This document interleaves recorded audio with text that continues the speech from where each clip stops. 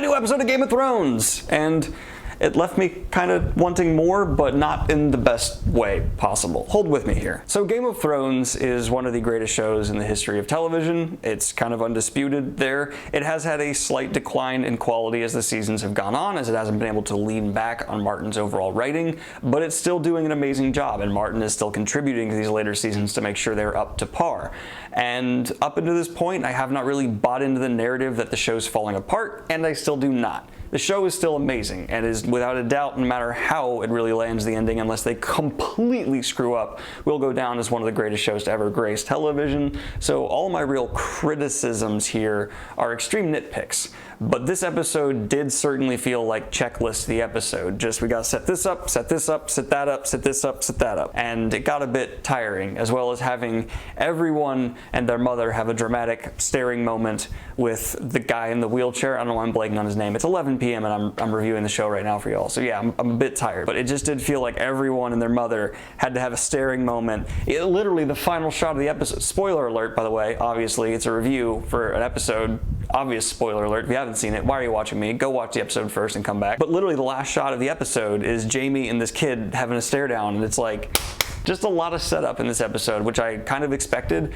but it really needed to have enticing dialogue if you're going to have an episode that's pretty much all set up, and the dialogue here left me really wanting. There were a couple very cliche, obvious examples where I was able to even call dialogue before it happened, like when Daenerys looked at Jon and said, "Your sister doesn't like me." Of course, his response was, "She doesn't know you," because that's what you say when someone says that, right? Come on, you're better than this, Game of Thrones. I know you are. And obviously this is nitpicky. This show is still head and shoulders above most of its peers. There's just a couple moments where I'm like, do better. An obvious predictable jump scare was also in this episode, which, come on, you're better than that. The CGI for the dragons was great for TV, but a couple shots had me like, oh, you could do better. That's the thing, like, Game of Thrones is incredible, and all my nitpicks are, you can do better when things are still good. They're just not to the excellent standard Game of Thrones has set itself to. So this review is going to sound strange, because really, I don't have a whole lot to say besides, yes, this episode felt like a whole lot of setup, and it left me wanting more. I'm obviously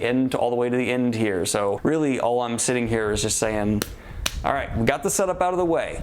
Let's get into the meat the next episode. That's what this really feels like. That's my review out of 10. Fine, you got the setup out of the way. I get it.